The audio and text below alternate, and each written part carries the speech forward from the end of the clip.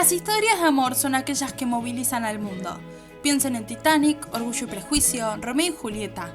Todas nos dejaron una pequeña huella en nuestra, esperemos, larga vida. Y estas se replican en todos lados del mundo, ya sea que naciste en Kosovo, en Sudáfrica o en Tailandia, conociste una historia de amor épica. Y esta ocurrida en la península coreana no solo es épica, sino también enredada y complicada. Cho Eun-hee y Shin Sang-ok eran la power couple de los 50 en Corea del Sur. Ella, la actriz del momento, y él era uno de los mejores directores. Y todo lo que hacían era premiado y aclamado por la crítica y la gente. Estaban constantemente en la boca de todos, hasta que, en 1978, ella desaparece de la nada. Todos sospechan del director Shin. Sin embargo, como si fuese parte de una película realizada por ambos, él también desaparece de la nada. Lo que el público en general no sabían es que sí estaban en la península, solo que no en Corea del Sur.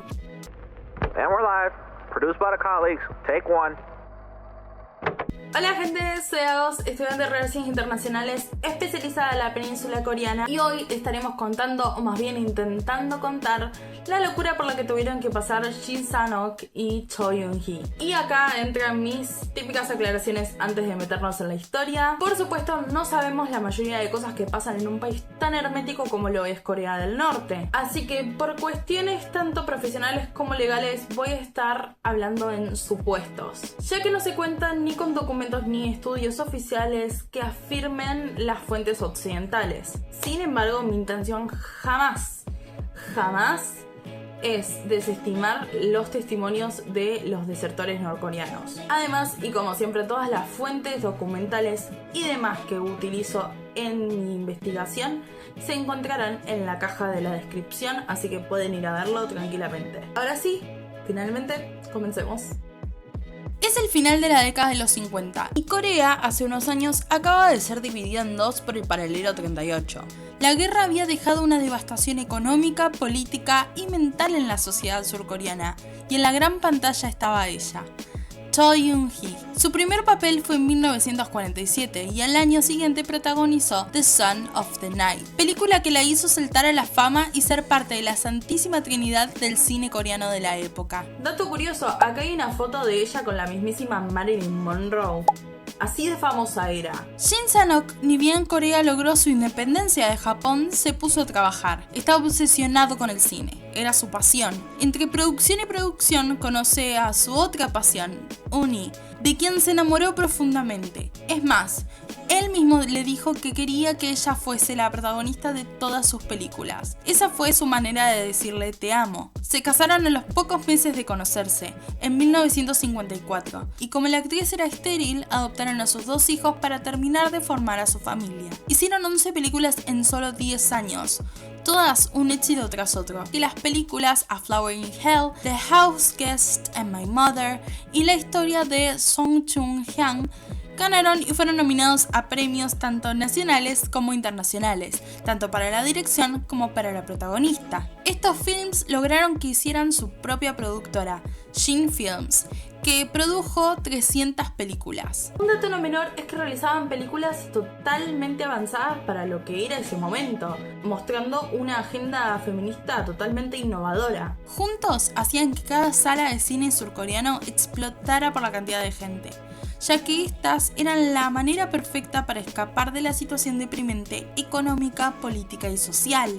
Y hablando de política, hablemos de el elefante en la habitación, Corea del Norte. Corea del Norte no era lo que es hoy en día. En esa época, por supuesto, que la estaban pasando mal por la guerra. Sin embargo, no era que habría gente muriendo de desnutrición. En resumen, el gobierno de Kim Il-sung, es decir, el líder supremo de la nación, el primer presidente luego de la independencia, implementó un modelo de planes económicos de 3, de 5 y 7 años cada uno, enfocados en el desarrollo de la industria pesada y planeados desde las experiencias anteriores de otros países comunistas, como la República Popular China. Ese rápido crecimiento económico desde las décadas de 1950 hasta 1970 en general consiguió que el Producto Bruto Nacional se cuadriplicara, como que los índices de alfabetización suban, la eliminación de la mortalidad infantil llegó con el aumento de la esperanza de vida y se estableció un sistema de educación y salud gratuito.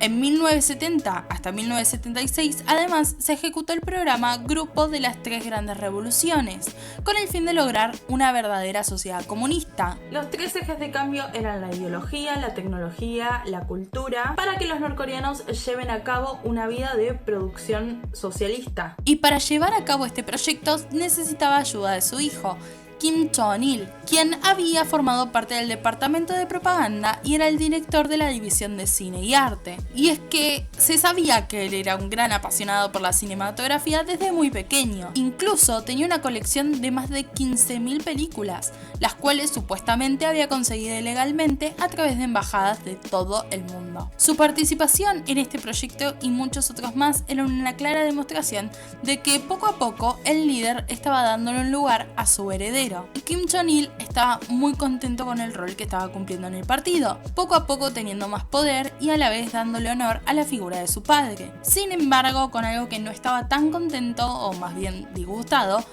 era con las producciones que se hacían en Corea del Norte.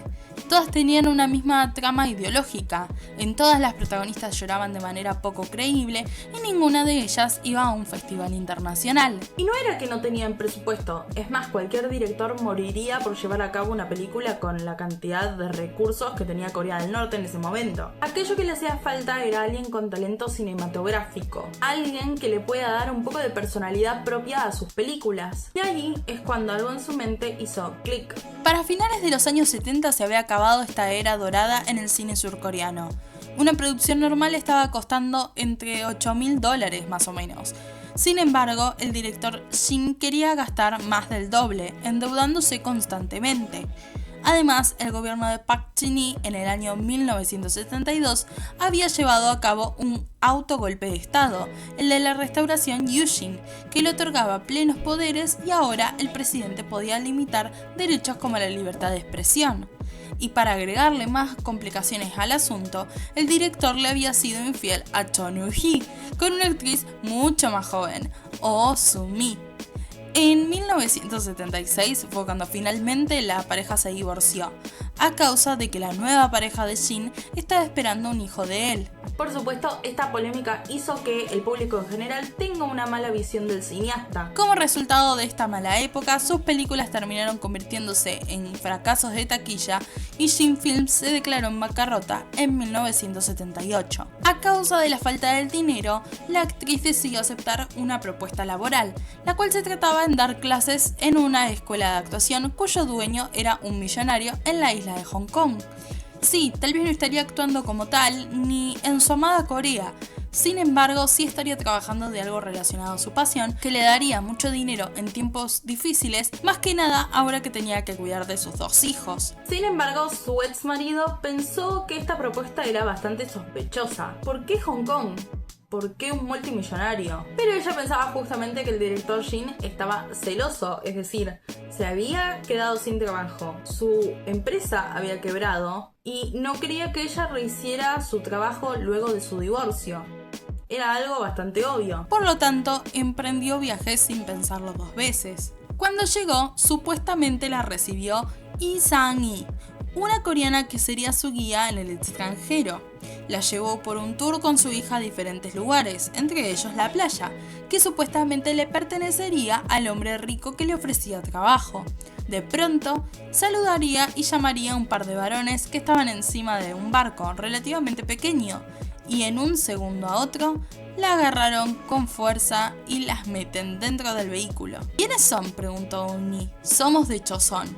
Y ahí es cuando supo que su vida no volvería a ser la misma. Y una pequeña aclaración si es que ustedes no estuvieron viendo mis shorts, muy mal por cierto, pero el nombre oficial de Corea, lo voy a tener que leer porque es terriblemente largo, es Choson Minchuchui Inminkonghaguk.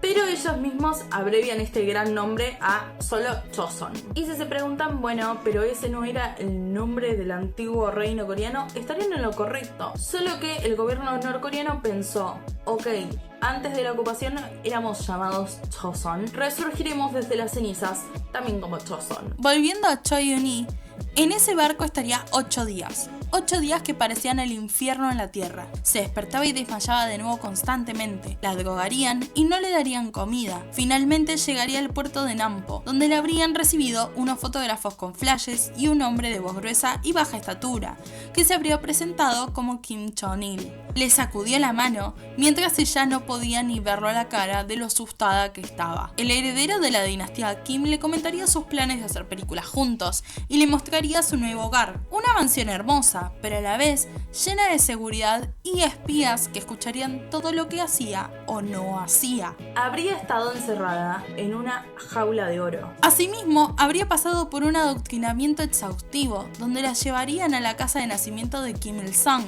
en el Monte Baekdu, y diferentes museos sobre la guerra de Corea, que mostrarían las atrocidades hechas por los estadounidenses, y diarios internacionales que admiraban la valentía y capacidad del régimen coreano. Pero para Choi había algo raro. La casa del líder parecía recién hecha, ya que era de madera y luego de una guerra debería parecer más devastada. Y los diarios parecían falsos, como si los hubiesen manipulado. También le habrían comentado lo terrible que era vivir en Corea del Sur, donde los estadounidenses mataban a surcoreanos a mansalva. Sin embargo, ella había nacido, crecido, vivido toda su vida ahí y sabía que eso no era verdad. Su desaparición fue un tema de emergencia nacional, pero al ver que su cuarto estaba en impecables condiciones, con ciertas cosas todavía en su valija y el maquillaje en el baño, las autoridades dijeron de que no había ninguna pista de su desaparición y las pocas que habían, todas eran dirigidas al director Jin. Al no saber absolutamente nada sobre el paradero de la madre de sus hijos, Jin se embarcó a la búsqueda de Choi por su propia cuenta. Fue a Hong Kong y con un compañero que había trabajado con él en Shin Films, que residía en la isla, fueron a los mismos lugares que recorrió la actriz hacía tan solo 6 meses. De nuevo, lo que nadie sabía es que este compañero también era un espía norcoreano. Su secuestro había ocurrido literalmente de la misma manera que el de su ex esposa. Sin embargo, sí existía una mínima diferencia. Kim Jong-il personalmente había abducido y recibido a Choi Eun-hee. Esta diferencia marcaría el camino de Jin en el norte de la península, ya que no sabía exactamente si su mujer sí estaba en ese mismo lugar. Por lo tanto, quiso escapar 2 veces, una de ellas robando un auto buscando el camino hacia la frontera con China y otra escondiéndose tras la ventilación. Sin embargo, sería nuevamente capturado y sus misiones de escape fueron un fracaso. Este último intento le costaría la poca libertad que tenía. Saldría y entraría de la cárcel política por un total de 5 años, los cuales habría pasado por torturas, hambre y adoctrinamiento. Algo que me pareció divertido, a pesar de que bueno, esta historia no tiene nada de divertido, es que este adoctrinamiento no solo se limitaría a lo que le bajaba supuestamente las autoridades a ambos, sino también en la gente con la que se rodeaban, hasta el punto de que uno decía, uff, qué buen día, está todo muy bonito, y le respondían, sí, es un hermoso día gracias a las lecciones inspiradoras de nuestro amado y revolucionario líder que llenó nuestros corazones con la verdad. Es un buen día realmente. En febrero de 1983 habrían liberado al director y lo llevarían a una casa de seguridad. Le habrían avisado de que fue invitado a su primera fiesta que se realizaría dentro de unos días, fiesta cuyo anfitrión sería el mismísimo Kim Jong-il. Era marzo y Choi ya había estado en otras reuniones de este estilo participando como una especie de consejera cultural. Así que no le parecería raro, estaría sentada viendo su comida detenidamente, pensando, ok, de nuevo es la misma situación en donde todos supuestamente estarían besándole los pies al líder Kim Jong-il. Sin embargo, las personas a su alrededor estaban bastante extrañas. Le estaban diciendo de que iba a ser el mejor día de su vida. De repente todo el mundo se habría focalizado en ella y en un hombre que acababa de entrar a la fiesta. Estaba desnutrido, sin vida en su mirada, y sin embargo ella lo reconocería en cualquier lugar. Y estaba preocupada, claro, porque ¿qué hacía ahí? En un lugar tan devastador, con una mirada tan triste, una persona que tanto amaba, y a la vez tristemente, estaba contenta, porque eso significaba que no estaría más sola. Como si de Cupido se tratase, o un fan obsesionado con un ship entre dos famosos, Kim Jong-il habría saltado de su asiento, agarrando la mano de Choi Eun-hee y luego tomando la mano de Shin Sang-ok, y se sacó una foto con los dos. Al terminar la noche, ambos habrían sido llevados a la misma casa donde vivirían juntos de ahora en más. Pero a la vez, los dos estaban preocupados por algo en particular. ¿Y si el otro había sido adoctrinado? Se miraron fijamente, como si esta conexión que tenían nunca se hubiera ido. Y ella dijo, ¿te lavaron el cerebro? Ambos se rieron y lágrimas salieron de sus ojos. Finalmente, no estarían solos en esto. Los amantes, supuestamente a petición del hijo del líder supremo, se volvieron a casar e hicieron una ceremonia para todos los altos cargos de la política norcoreana y sus familias. Después comenzaría su misión, la razón por la que supuestamente habrían sido llevados al norte. Discutieron sobre el futuro de la industria cinematográfica. En una de estas reuniones con los Kim para finales de 1983, Choi Eun-hee llevó dentro de su bolsillo un paquete de cigarrillos, que adentro tenía una grabadora. Esta sería la primera vez que el mundo conocería la voz de Kim Jong-il, y la primera y última vez que veríamos por su parte una conversación y confesión sincera.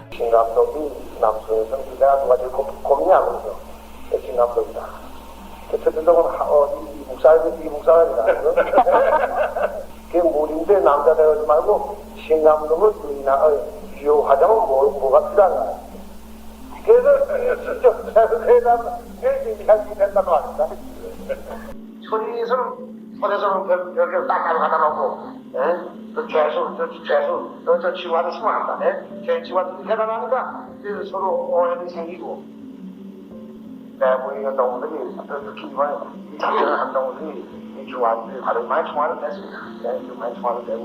Así, tal vez bajo presión y probablemente por la necesidad de sobrevivir, Shin y Choi reanudaron su relación tanto profesional como personal. Tenían en total entre 2 a 8 millones de dólares anuales de presupuesto, y desde la Alemania comunista le mandarían cámaras, grúas y mesas de edición de gran calidad para trabajar. También irían a diferentes estudios en países europeos como Hungría, Checoslovaquia, la actual Rusia y Alemania del Este. Todos países que formaban parte del lado oeste de la cortina de hierro durante la Guerra Fría. Esto significaba que los líderes habrían depositado una gran confianza en la pareja, aunque siempre se mantenían precavidos, con un paso más adelante, ya que en estos viajes los acompañarían seguridad norcoreana que, supuestamente, habría buscado evitar que se escaparan. Y así, en 1984, el día del cumpleaños de Kim Il-sung, se estrenó la primera película en esta nueva era del cine norcoreano, dirigida tanto por Choi Eun-hee como por Shin Sang-ok, y fue un éxito tanto en el norte de la península como internacionalmente, ya que ganó el premio a mejor dirección en el festival Karlovy Vary en Checoslovaquia. Luego hicieron una película que era arriesgada, ya que era romántica y en ese momento no estaba bien visto el amor hacia otra cosa que no fuese su propio país. Sin embargo, el éxito que trajo Amor, Amor, Mi Amor o Sarang, Sarang, Ne Sarang hizo que los Kim no se preocupasen por la actitud liberal que tenía ante el sexo la película. Y esto fue lo que hizo que el gusto del público general norcoreano fuese modernizándose poco a poco, hartos de las temáticas anteriores que se basaban en la historia y no en la ficción, la fantasía, la acción y el romance. Para esta época había una gran contradicción entre la vida profesional y la vida personal de ambos, ya que supuestamente eran prisioneros del Estado y les habían prohibido ver a sus hijos por 8 años, pero al mismo tiempo disfrutaban de una libertad creativa sin precedentes en sus carreras. Estos films de alguna manera llegaron al sur de la península, donde el público general pensó que este cambio de bando se debía a desacuerdos con el ya fallecido presidente Park Geun-hye. Estas sospechas del público se confirmaron cuando Kim habría insistido en el que él diera una conferencia de prensa declarando que habían venido a Corea del Norte voluntariamente. Afirmó que no habían sido secuestrados y que los Kim se ofrecieron a patrocinarlos sin presión política para hacer películas con el propósito de la reunificación nacional. En 1986 llegaría uno de sus proyectos más ambiciosos y la película norcoreana más conocida internacionalmente, Pulgasari, basada en la figura de la mitología coreana y un poco también en la revolución campesina de Dong Hak, que en algún momento tendrá su propio video, no se preocupen. Esta película se convirtió en un clásico de culto y en Norcorea fue la mejor recibida de todas las que había hecho el dúo. Lo que nadie sabía, ahora sí, excepto Choi y Shin, es que esta película sería la última para Norcorea. Gracias al éxito de Pulgasari, para el 29 de enero de 1986, Shin y Choi pasarían más tiempo en el extranjero, no solo para supuestamente vender la mentira de que trabajaban voluntariamente para el norte, sino para darle finalmente al cine norcoreano la promoción internacional que nunca tuvo. Además, Kim Jong-il les había dado el pase libre para poder abrir una oficina de Shin Films en Viena, Austria. Un país que no formaba parte de la Unión Soviética ni sus aliados, neutral en el conflicto y a la vez tenía una embajada de Estados Unidos. Arribaron el 12 de marzo, 3 años después de su primer reencuentro en el norte, en el Hotel Intercontinental donde se hospedaban, y durante un descuido por parte de sus cuidadores, llamaron en la recepción a la embajada de Estados Unidos en Austria, pidiendo por una reunión urgente y la posibilidad de asilo político. Cuando nuevamente sus guardaespaldas se habían distraído, salieron del hotel en cuclillas, sin hacer ruido alguno, y se metieron a un taxi directo a la embajada. Era todo o nada. Sin embargo, como esta historia es prácticamente sacada de una película, lo mismo pasó con el escape. Los estarían persiguiéndolos desde otro vehículo. A unos pasos antes de llegar a su destino, ambos corrieron sin mirar atrás. Y finalmente no solo llegaron a Estados Unidos de alguna manera, sino también a su libertad. A finales de 1986, Shin y Choi se establecieron en Estados Unidos. La CIA les proporcionó un refugio en Virginia y finalmente se reencontraron con sus hijos. Pensaron a menudo volver a la península, sin embargo había que tener en cuenta que a lo largo de sus 40 años de carrera, ambos revolucionaron toda la industria cinematográfica de un país, fueron adorados por la población y por el Estado, y luego cometieron una traición tan profunda que tal vez les permitiría no regresar.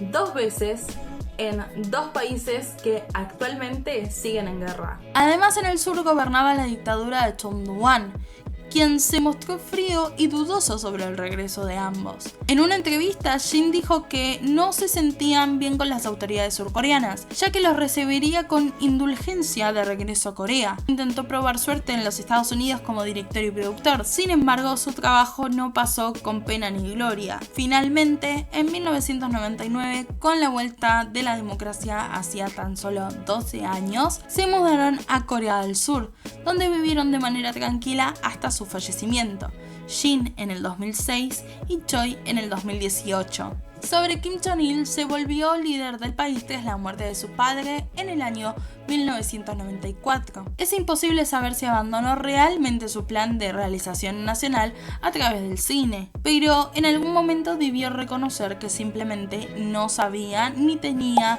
los talentos para hacerlo. Y peor aún, pasaría toda su última década viendo cómo Corea del Sur cumplía ese objetivo. Esta historia nos demuestra que las historias de amor, además de ser sumamente icónicas, también la vida real a veces puede terminar superando la ficción. Y ahora me pongo a preguntarme qué hubiese pasado si Shin Sang-ok y Choi Eun-gi no hubiesen sido secuestrados. ¿Qué hubiese pasado tanto con la industria cinematográfica surcoreana como la norcoreana? Esas preguntas por supuesto van a quedar inconclusas. Por supuesto, si te gustó este video no olvides darle un like y suscribirte, que me ayudaría un montón para seguir hablando sobre cultura e historia coreana. Ahora sin más chachacha, me despido, les mando un beso gigante y nos vemos en otro video. Bye bye.